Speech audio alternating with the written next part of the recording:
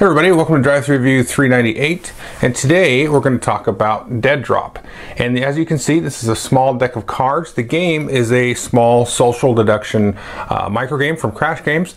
Plays 2 to 4 players, and you can play a single game in about 5 minutes or so, and you can just play a bunch of games back to back to back. And the rules for the game are entirely this side of a card, and then there's a little bit on the other side which I'll show you about a little bit of the breakdown of the cards that are in the deck.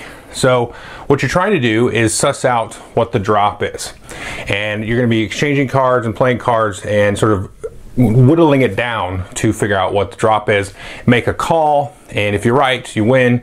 If you're not right, then you're eliminated and you don't show the drop to anybody else, and then it kind of goes from there. So let's jump into how the game plays. It's super simple, maybe one of the shortest rules walkthroughs I will ever do, and on that we'll come back and tell you what I think of it. Okay, once again, these are the components that you get in the game. You can see here are all of the different actions that you can do on your turn, and then you can also go ahead and try to grab the drop, and that's try to, say this is what I think the card is.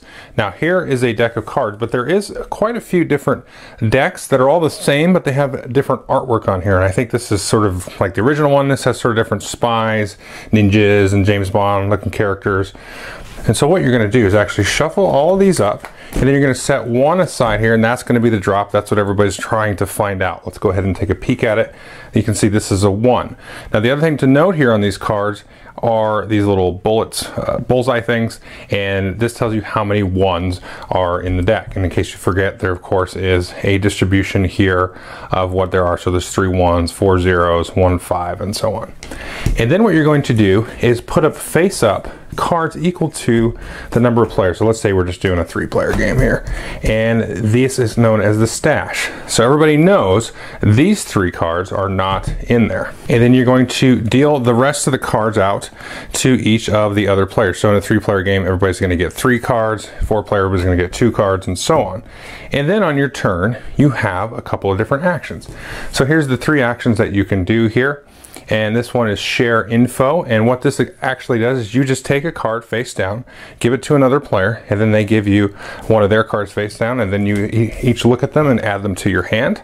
Very simple. The other thing you might do on your turn is swap with the stash. You can take one of your cards face up and then go ahead and just swap it with the card that you would like to then add to your hand. Finally, the action that you can do is you can sort of sell secrets. And what you do is you take 2 cards from your hand and you're going to total them up. So this adds up to 2. I'm going to show this to another player and say, do you have a card in your hand that equals this value? So do they have a 2 in their hand? Let's pretend in this case that player did. Then they would have to give me this card, and then I would have to swap with them one of my cards. If they don't, they just say no, and then we go from there. Then at the end of your turn, you take and do a similar action to try to grab the drop. So if I was trying to say, okay, that's the 2, I would take, and then I would show these like so, then I would take a peek at the drop, and then I would say, okay, nope, it's a 1, it's not the drop. I would put this down face down, don't show the other players, and then I'm out. And I would leave my hand, in this case maybe a 3rd card here, out, and then everybody now knows that these are out of play, and through the information that's been gathered by swapping cards and showing cards, then other players will hopefully have a chance to try to guess what's in the drop there. And that's very simple in the game. You just shuffle up again, play again. You can play as many times as you want. Okay, so that is Dead Drop. What do I think of the game? Well, we've had a blast with this game. I've probably played it about 15 times now, give or take, over a couple of play sessions, and played all the different player counts. And I think my favorite player count is probably 4, but I do like it at all the other player counts. Now, the interesting thing about the game is we've kind of figured out a little bit of some extra stuff that you can kind of do above and beyond just the initial core game, which is pretty interesting. Now, this especially happens with the 4-player game, which is why I like that player count, is now, in a 4-player game, you only have 2 cards in your hand. So those 2 cards are the cards you're going to use to guess at the drop. So you don't have that extra card or 2 to maneuver with and everything like that with the lesser player counts. So one thing that you could do is you start to figure out people, what's out there, and you kind of figure that Billy probably has a good idea, just like you have a good idea, but his turn is going to come up. So what you can do is you can just trade with him to kind of screw his hand over a little bit, and then hope that there's nothing really out in the stash, or he doesn't get another card from another player to make the correct guess. Because as you kind of go along, those 0s and 1s actually become become pretty useful, especially the zeros, because then you can have like the 3 and the 0 or the 2 and the 0. You don't need to actually add up to anything because you've already got the card that you think's in there.